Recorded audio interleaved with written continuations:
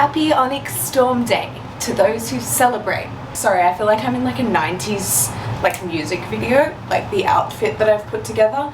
It's all Kmart, but there's something about it. Yeah.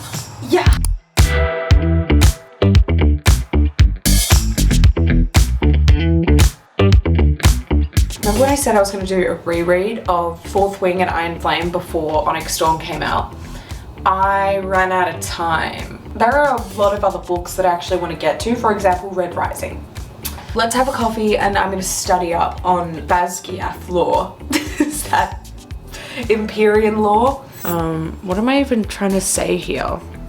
Fourth Wing and Iron Flame recap.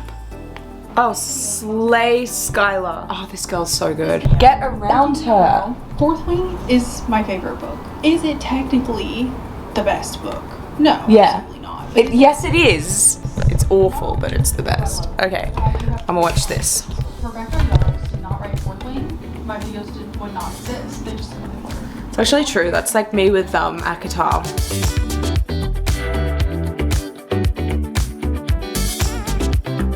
Okay, bitch, I'm ready. Why did I feel like I needed to reread? I remember all of this shit. I pre-ordered Onyx Storm in May of this year. The second I finished Iron Flame, I was chomping at the bit. But I actually really do want a physical copy of it because I think this series has passed the test. I do want to get the physical copy of Fourth Wing as well and Iron Flame. So I'm gonna go to the shoppies and see if I can see if I can quick fucking nab me to I only have to fight other small women like myself. If I do get into a fight, I reckon I could take them. Take them into my arms for a big group hug. What did you think I was gonna say?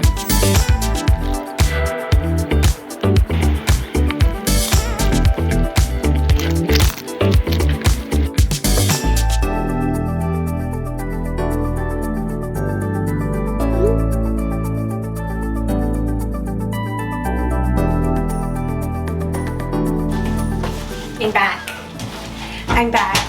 So I got the first two at Kmart because they're only $14 a pop. Slay, slay, slay. But then, you know how I feel about tall books. That it's only in a tall book. And this is what I've learnt today. They don't produce the little boys until 12 months after release. So like, I love this. This is my, love this size of book. This makes me want to spontaneously combust. The cookie has crumbled. But I also got myself some Mexican. I got myself a naked burrito bowl. Very excited about this. I'm gonna go eat this and start reading Onyx fucking Storm, baby. I can't speak. Wow, I'm excited. Wow. Okay, let's just check on. I think I may have got a little bit of my burrito bowl on the book, but that's okay. That's all right, I'm not gonna dwell on that for long. I might throw myself off my balcony if I do. Oh, I got it so much on it, lol. All of my copies are full. All of my books have fucking tech Mad Mex on them. There's the culprit.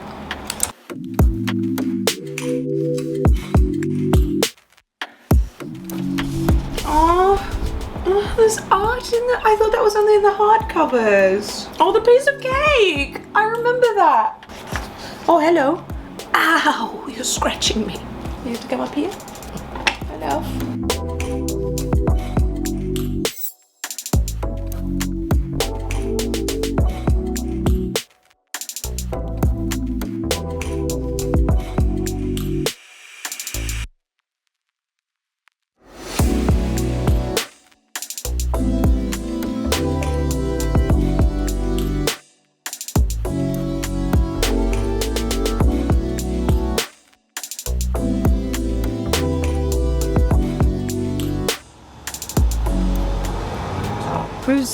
Who's Tekaris?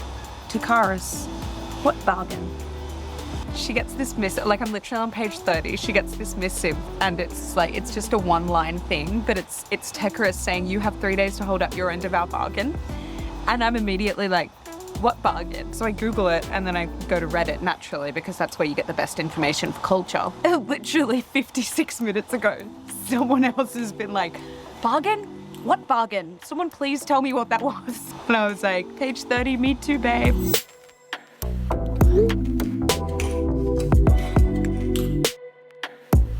It's 1 p.m. in the day. It is 12:54 p.m.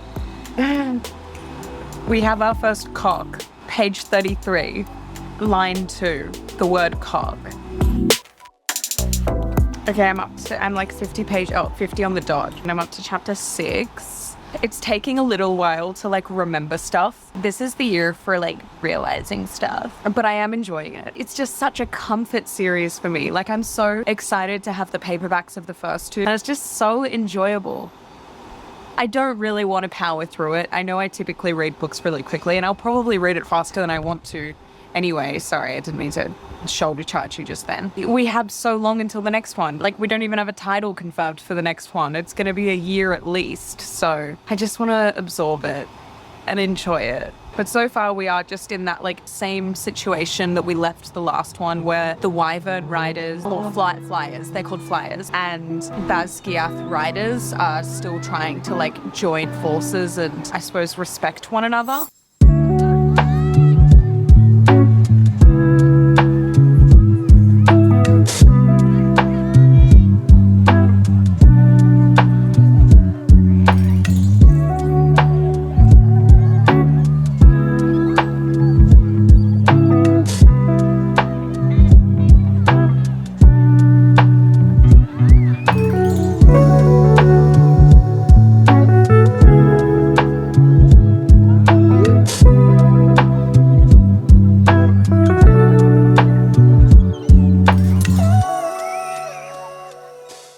So pick me, choose me, love me.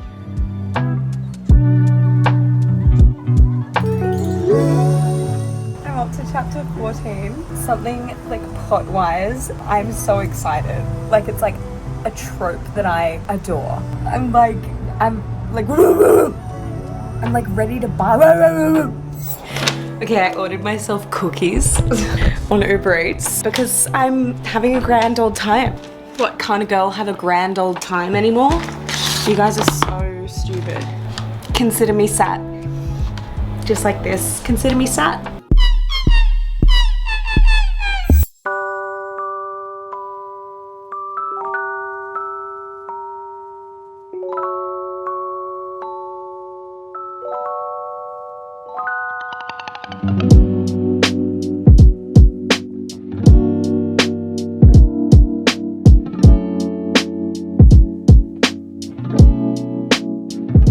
Okay, it's time to go goblin mode. Respectfully, obviously, but I don't think I've actually brought this up yet. This light, like this new thing. Have a look at this. Have a look at how cool this is. It's like a little indoor, like hydroponic setup. So I've got my chives and my basil, and then I've got a little chili, and the parsley is just trying to poke its little head through. Anyway, now that I've explained that, I am putting my headphones on. Getting, what's the right word here? Immersed. I'm getting immersed. Also, I just read a line that says, as far as I'm concerned, you have the credibility of a drunkard and the integrity of a rat. They don't mean you, darling. They could never make me hate you.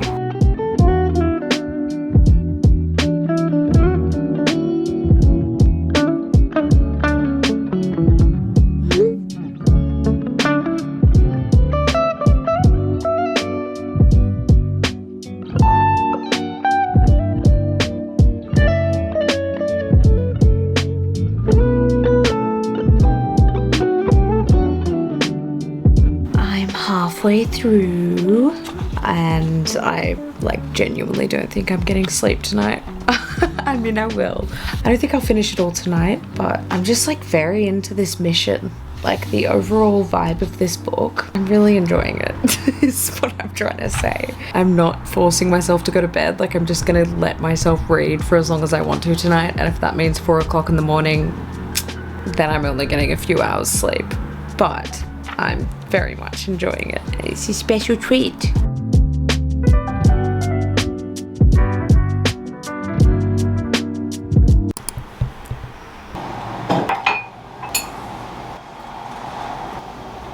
I read till 4 o'clock in the morning last night. Just thought I'd really, what's really fun is as you get older, your ability to do that kind of thing kind of goes out the window. So what I like to do is do it anyway, to cause myself pain and hardship the next day. I think I'm like 70% through. I'm not kidding, I kind of only woke up recently. Like you're getting a version of Lucy that very few people in real life get to see, and that's vulnerable, shy. Yeah, I'm shy. But I'm gonna have my coffee and get ready for the day, and then we'll reassess where we're at, and I'll try and remember where I'm up to in this book, because at the moment all in my head is la la la la la Zayden, first name, proper name, blah blah blah. I think, and here's a theory, it's not really a spoiler. Oh Jesus Christ, sorry. Oh, I should probably put you down like a fucking dog. I think that Dane Atos's father, whose first name escapes me right now, has just like an unfortunately small weenie, and he's taking it out on everyone around him. Yeah. And so I think we need to hold space and hold empathy for Mr. Smallween Atos, because he's just so grumpy. Just consistently really grumpy. But like, it's not in like a villain way anymore. It's like I'm embarrassed for him. Like, what happened to shame? Do you know what I mean? Like, this motherfucker is so grumpy all the time, and he's pissed off at these 18-year-old children, one of them of which is like a family friend, like Violet. I don't want to say any more at risk of spoiling, but yeah. Case of the small weenie syndrome. Anyway, who cares? I've had so much fun reading through. I'm getting to the point where we only have this much left, and I'm just... I think I'm gonna have a little bit of a book hangover, because I've been in a little bit of a slump lately with books and filming, because I never want to force it, obviously. Like, part of the reason why I started the book channel is because I had things to say about books, or to explore how I feel about books. But if I've got nothing to say about a book, or no book to want to explore, then like, I don't want to force a YouTube video out there, do you know what I mean? So it's been really refreshing to jump back into something that I know I love. Like, the new book in a series is always such a treat.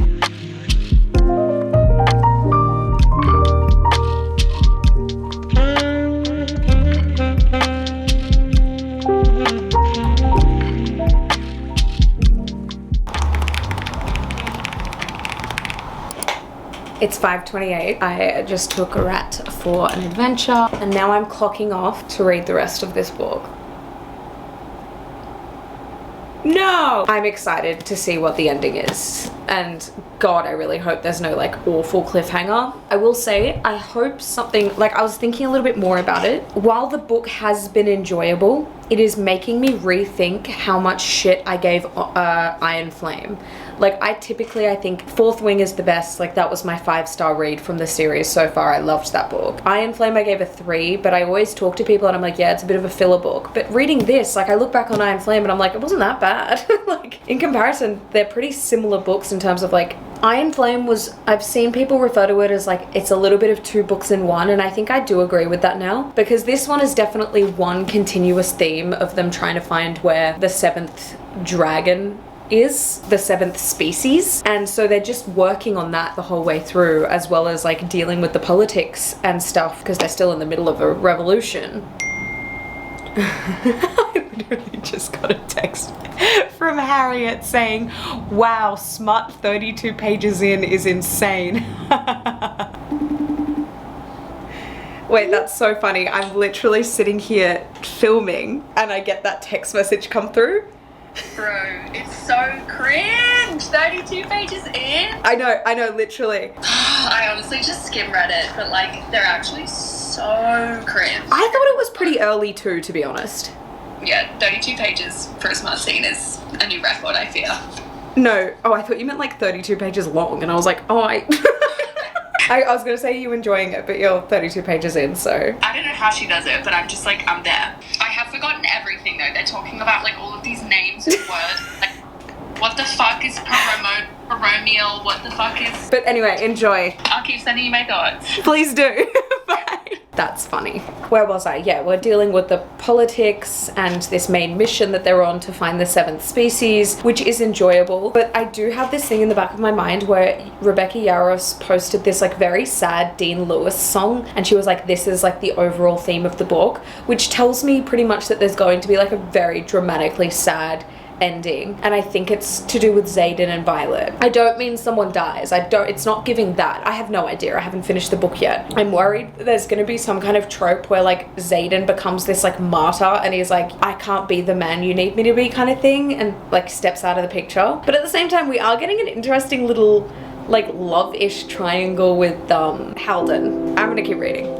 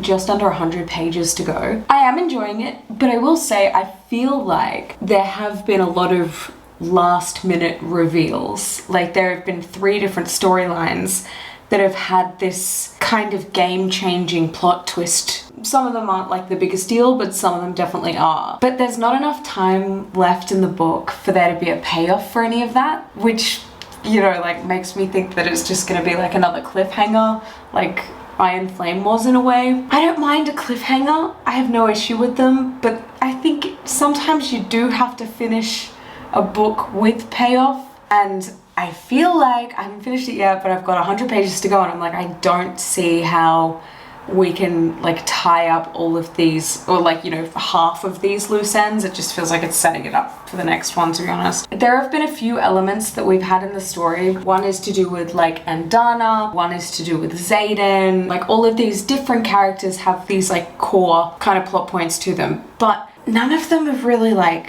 I don't think we're any closer to, I do feel like there's been a lot of stuff happening in this book that I'm like looking back on it now and I'm like, I don't mind a cliffhanger, but like it's got to be balanced, right? There's got to be some payoff. I feel like a cliffhanger is best done when, I don't know, I'm trying to think of something really stupid as an example.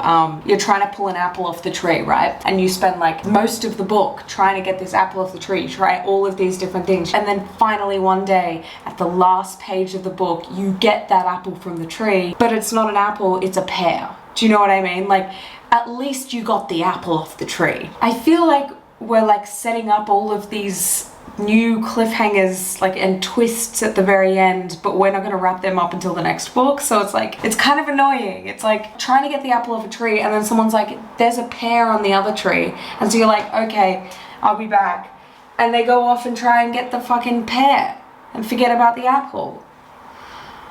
This has gone in a direction that I didn't anticipate, I'll be honest, but thanks for sticking with me.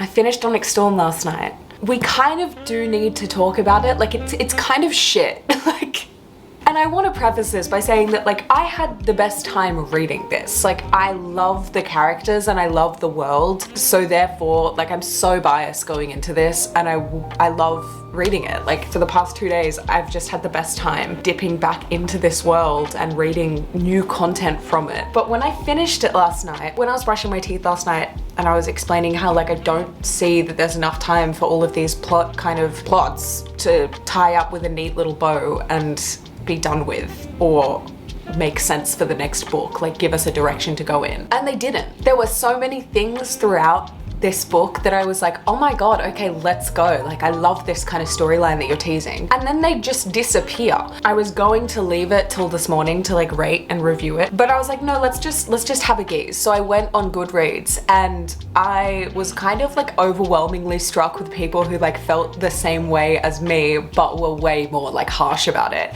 And by that I mean that like they're giving 1-star reviews and explaining in perfect sense why it's a 1-star book. But I'm giving it like a 2.53 because I still did enjoy reading it. Like, I still have a massive bias for this series and it's not great, but I love it. Like, it really does it for me. And at the end of the day, like, that's all that a book needs to do. But I can't say that it was like a standout book or anything. In fact, I think it fell pretty short of not only like what we were expecting from it, but like it's now gotten to the point where like I feel bad for how I spoke about Iron Flame. So let's get into my review. This was just a revolving door of plot bottlenecks and dead ends, which was such a shame because there were some fun storylines that seemed to end up abandoned.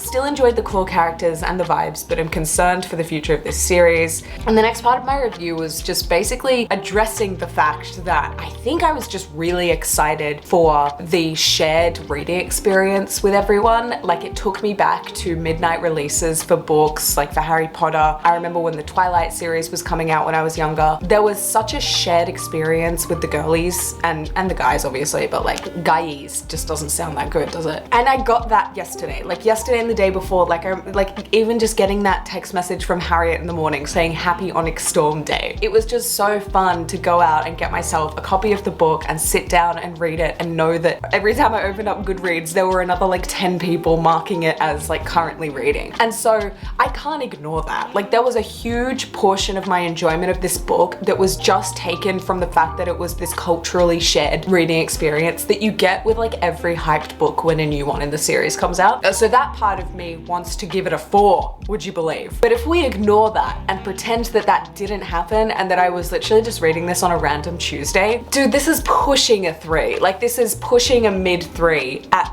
the best. I'm big on rating based on vibes. Like, this first one, I ate this up. This was almost like, I know it ended on a cliffhanger, but enough happened in the plot of this book. I was like starved for air by the end of it. Like, I needed this second one, and thankfully it was already out, so I started reading it. It already had massive shoes to fill with Fourth Wing, and from what I've read from people, it sounds like this was just like really rushed. I think Harriet said that, and she's not alone. I've heard a lot of people say this, that it felt rushed. And when I read it, that wasn't my initial thought. I didn't look that deep. I just remember thinking like, what the fuck? Like, okay, like this wasn't as good as Fourth Wing. I still enjoyed it, but I gave it like a 3. And at the time, a 3 stars for me was like not great.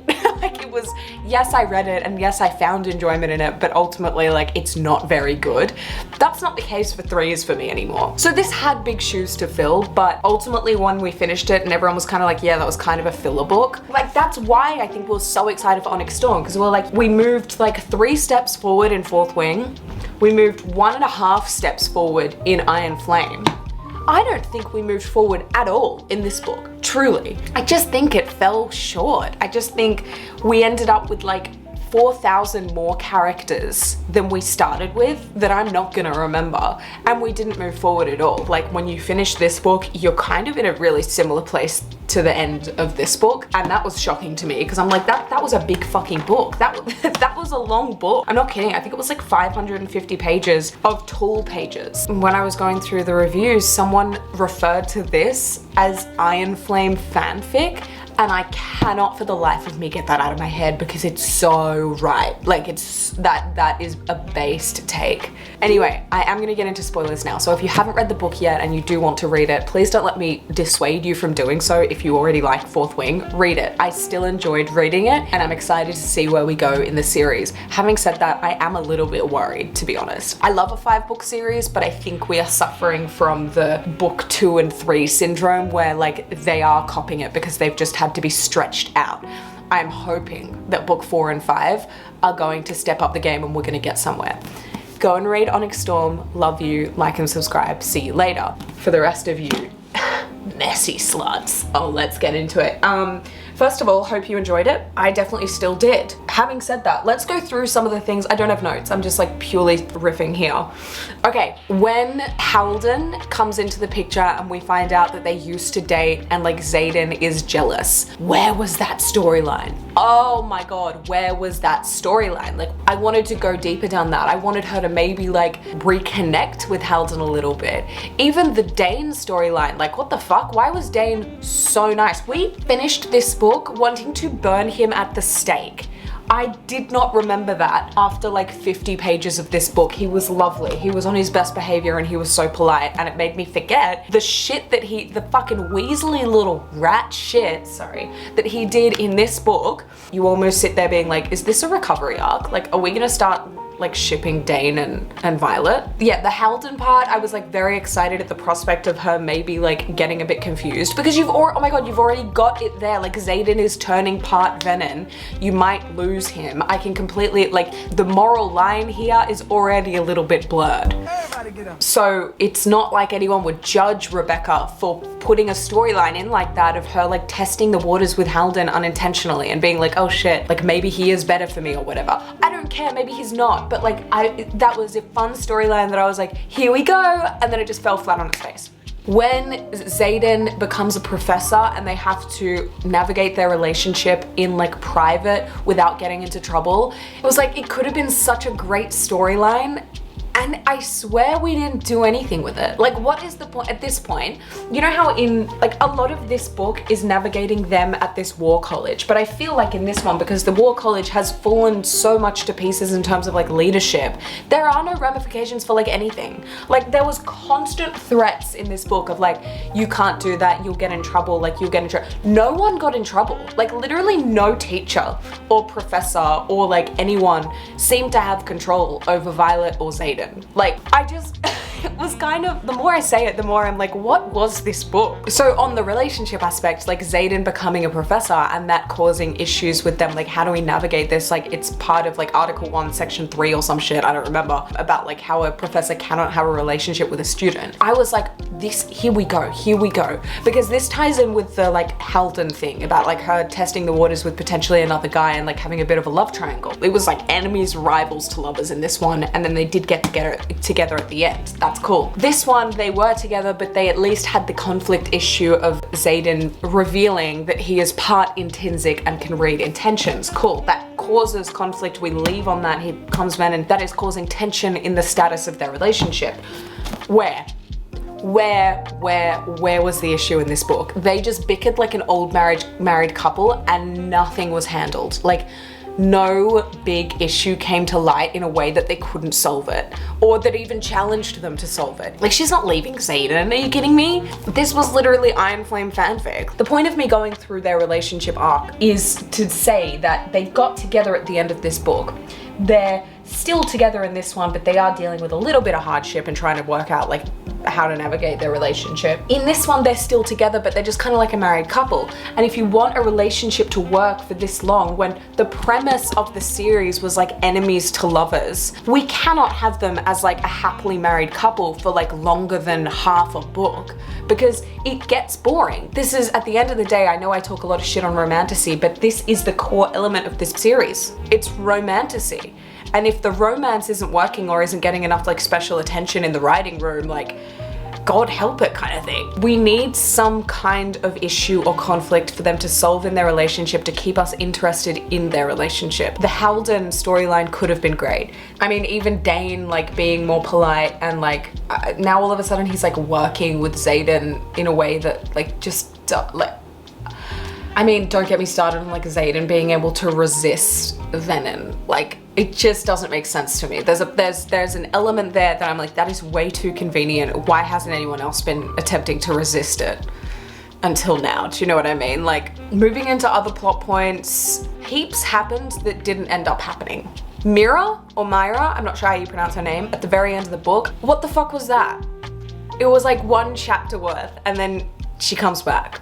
And Dana, I actually did get like kind of like, not really emotional. Yeah, I was emotional, I just wasn't crying. I was just kind of sitting there like, oh, like I miss her already, that kind of thing. I was never that attached to Andana. I thought she was really cute, but like the idea of her leaving and then Violet having to cop that was really, I did feel that a little bit for her. I was like, oh, like I miss her. Like, what do you mean no more like Andana? But then she comes back.